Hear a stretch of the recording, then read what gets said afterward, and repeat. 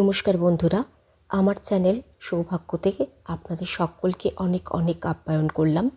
আজকে আমি একটা এমন বিষয় বলবো যেটা অনেকেরই অনেক আগ্রহ থাকে, যেরকম বিদেশে সেটেলমেন্ট। বর্তমান ব্যাপার বা আগে অনেকেও কাজকর্মের জন্য, বেড়ানোর জন্য বা পার্মানেন্টলি থাকার জন্য বিদেশে যাওয়া অনেকেই পছন্দ করেন। তো কী যোগ থাকলে আপনাদের এই বিদেশে যাওয়াটা সফল হতে পারে, যদি আপনারা চান বা নাও চান, হয়তো আপনাদের জন্মকুণ্ডলীর এমন কিছু যোগ বা এমন কিছু পজিশন রইল যাতে আপনারা বিদেশে যেতে পারলেন, সেখানে সেট করতে পারলেন, বা সেটেল না করেও হয়তো সেখান থেকে কাজকর্ম করছেন বা বিদেশি কোম্পানিতে কাজ করছেন, কিংবা কিছুদিনের জন্য বেড়াতে যাচ্ছেন, বারবার বিদেশের আপনার ট্যুর হচ্ছে। একটা জিনিস বুঝতে হবে, আমাদের ভারতীয় জ্যোতিষ, সারা বিশ্বতেও যে জ্যোতিষ পর্যালোচনা হয় সেটা কিন্তু বহু বহু বছর আগে থেকে তৈরি, এবং সেটার ক্ষেত্রে গিয়ে যদি আপনার দেখা যায় যে জন্মকুণ্ডলিতে বিদেশের যোগ, কিন্তু আপনি যেখানে জন্মাচ্ছেন সেখান থেকে যদি দূরে চলে যান সেটাও কিন্তু বিদেশ। আপনি জন্মালেন পশ্চিমবঙ্গের কোনো গ্রামে, চলে গেলেন চেন্নাইতে, সেখানে আপনি আপনার কর্মজীবন পেলেন, বা হয়তো আপনি চলে গেলেন দিল্লিতে, সেখানে আপনি আপনার কর্মজীবন পেলেন, সেটাও কিন্তু বিদেশে যাওয়ারই যোগ। আপনি আপনার জন্মস্থান থেকে কর্মস্থানটা অন্য জায়গায় পেলেন, এটা একটা নর্মাল যোগ। কিন্তু আমরা স্বাভাবিকভাবে এখন বুঝি যে বিদেশ মানে হয়তো ভারতবর্ষের বাইরে। তাহলে মাথায় রাখতে হবে, বিদেশ যাওয়ার যোগ বা ফরেন যাওয়ার যোগ বা জন্মস্থান থেকে দূরে গিয়ে কাজকর্ম বা ভাগ্যোন্নতির যোগ কিন্তু আমরা এইভাবেও বুঝে থাকি।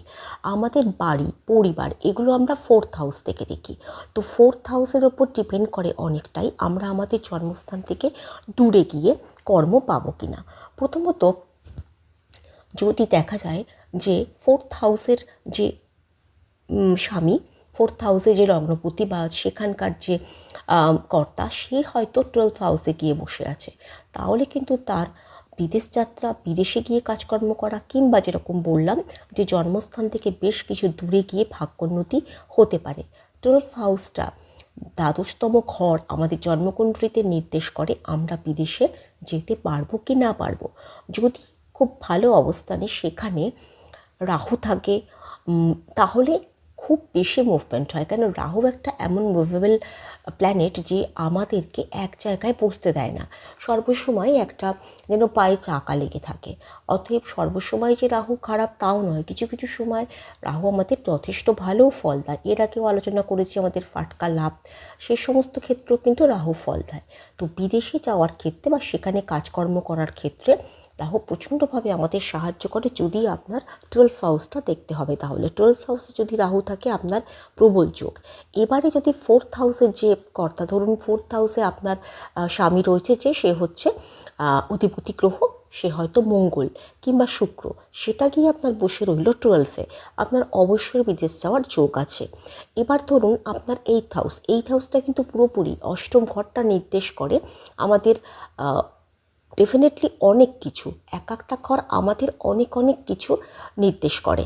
সেই এত বিস্তৃত আলোচনায় তো যেতে পারবো না, তো আমি এটুকু বলতে পারি আজকের আলোচনার বিষয় দিয়ে, যে 8 নম্বর ঘরটা কিন্তু আমাদের এই বিদেশ যাওয়া সংক্রান্ত, পার্মানেন্টলি সেখানে গিয়ে বসবাস করতে পারবেন কিনা, কর্মসংস্থান করতে পারবেন কিনা সেটা বোঝায়।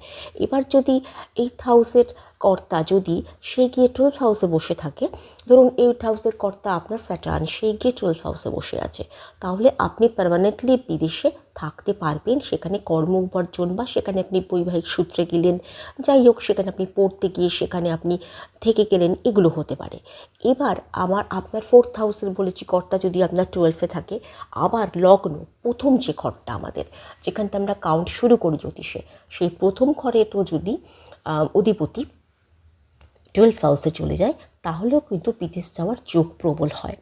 তো আজকের এই আলোচনা নিশ্চয়ই ভালো লাগছে। আমার চ্যানেলটা সাবস্ক্রাইব করবেন, লাইক শেয়ার করে পাশে থাকবেন।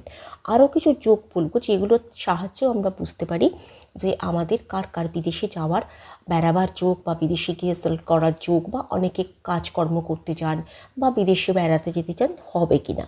সেক্ষেত্রে একটা ব্যাপার হচ্ছে, কোনো একটা যে কোনো ঘরে যদি স্যাটার্ন আর রাহু একসঙ্গে বসে থাকে বা একটা ডিগ্রিতে একইভাবে অবস্থান করে, তাহলে কিন্তু তার বিদেশ যাওয়ার সম্ভাবনা বা সেখানে গিয়ে সেটেল হওয়ার সম্ভাবনা প্রবল থাকে।